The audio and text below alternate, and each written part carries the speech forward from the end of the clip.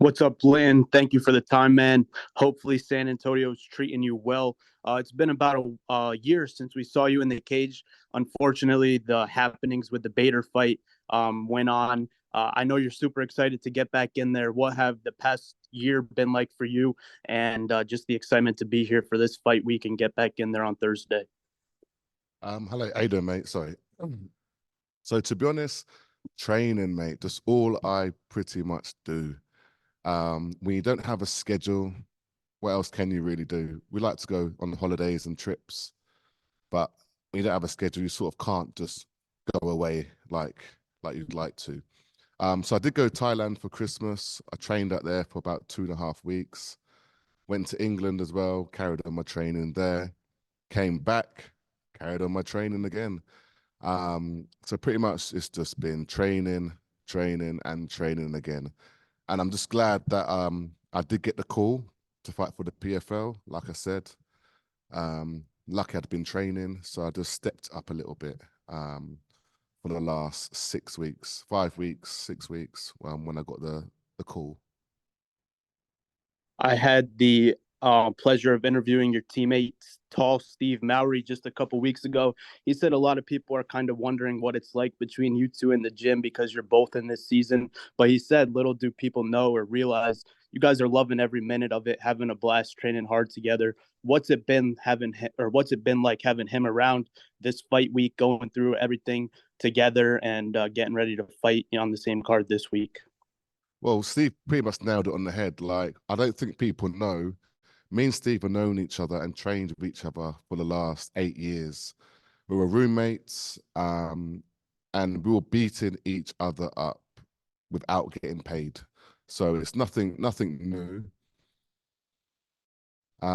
We've fought each other, We've helped each other get ready for numerous fights. We fought on fight cards before, so nothing's changed. If anything, it's always good having someone that's on your level, training with you, getting you ready, pushing you also to that next level. So I'm just excited to be fighting and representing for Killcliff and training with my boy, big, tall Steve. I appreciate it, man. Hope you guys have a great rest of the week. Thanks for the Thank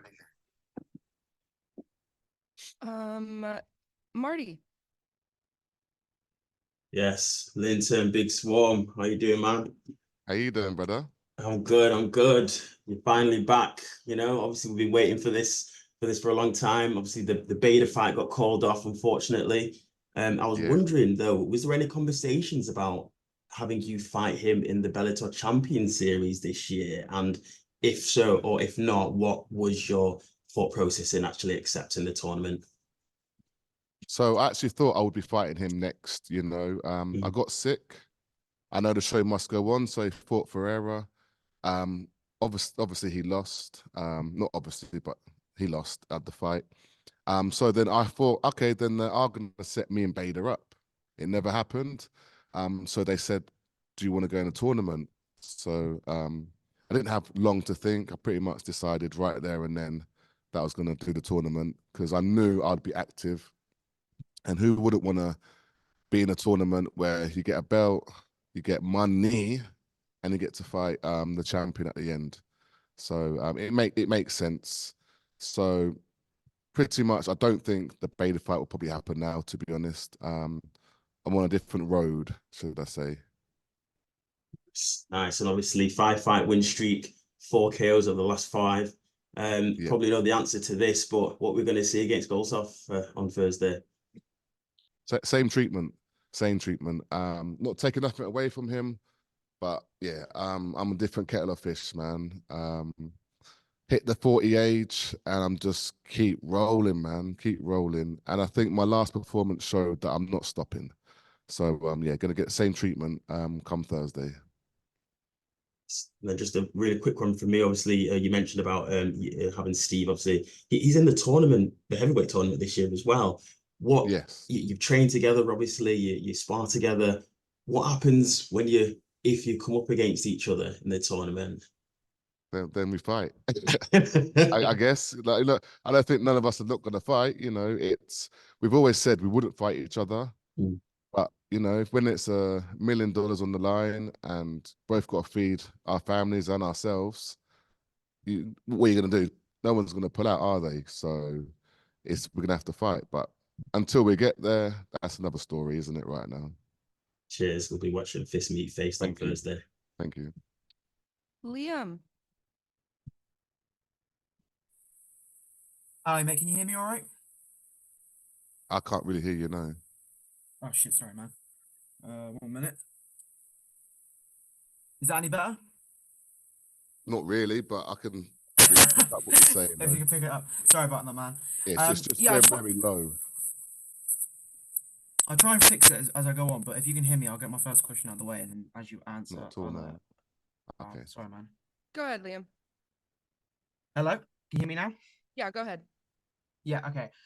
What's your long-term goals in the PFL? Obviously, you've had a 17-fight Bellator career, and now you've made your move over to the PFL. I mean, you've got the tournament this year, but have you had much of a thought about it heading forward?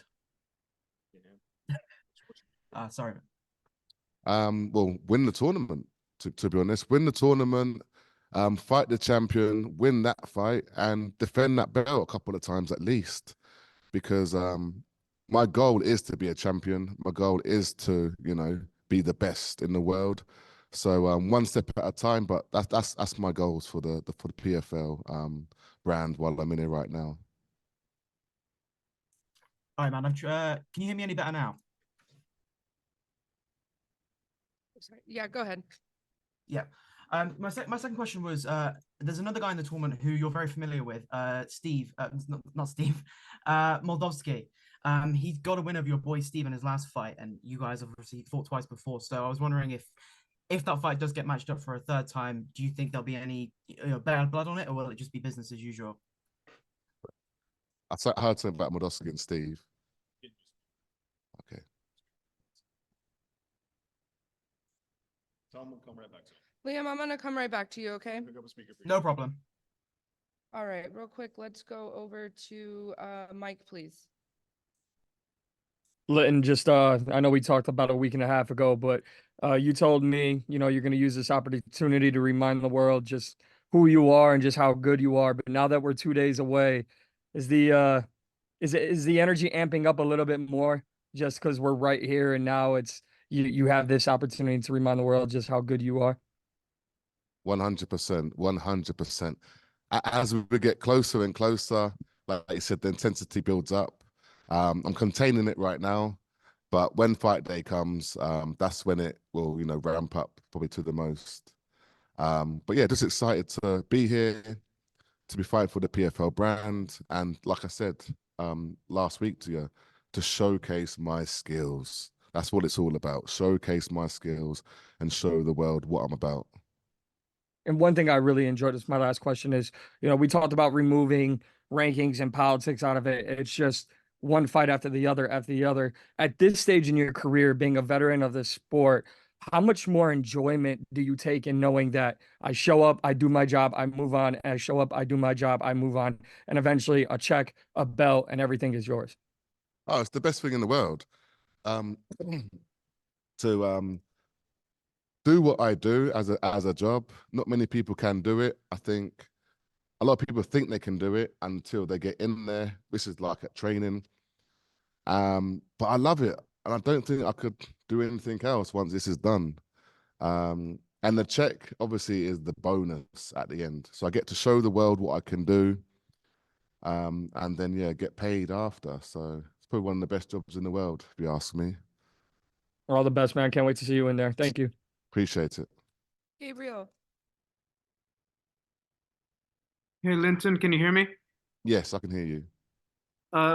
My question, obviously coming off of that PFL versus Bellator card, there was so much hype for the Bellator fighters, you know, virtually running the table. I'm wondering, I know you are obviously PFL now, but going into at least this first fight, is there a little bit of that momentum of the Bellator guys and girls kind of continuing to run the table? Of course, of course. Even though I'm on the PFL brand, I'm still from Bellator, so it's still going to have that. What's the word I'm looking for? Still going to have the side, should I say? Like I've fought for Bellator for so long. and coming over now, obviously, Dennis can have a point to prove to be like, hey, you're Bellator. PFL is #1. And obviously, I'm going to be the same. I'm Bellator. I've come over and I'm going to represent. Yeah, it is what it is at the end of the day. It's pride, isn't it? Doesn't matter what organization you're from. You want to show that your organization is the best. Not to throw more logs on that fire, but I'm wondering, is there a bit of that locker room community of the Bellator guys as you've been through fight week, and like, hey, we're going to keep the ball rolling for the brand or for the team, so to speak? Of course, you know. Like I said, it is the pride thing, isn't it, at the end of the day? It's brand versus brand. Not like it's been labeled that, but everyone sort of knows that's what's happening. Got it. And final question. Obviously, look, you talk about the prize, talk about the titles, those are big things. But I'm wondering in the long term, you have a big name like Francis Ngannou out there. Obviously, Renan Ferreira is having quite the moment of his career. Are those things that, like, hey, down the line, you'd love to have them at some point to just show the world and yourself how great you can be? Yes, 100%. Those are the super fights that I think everyone wants, to be honest. So to fight a Ngannou, Ferreira, and get paid some serious money, I don't think anyone would not want to take that fight. Thank you. Doug. Hello, can you hear me all right? Yes.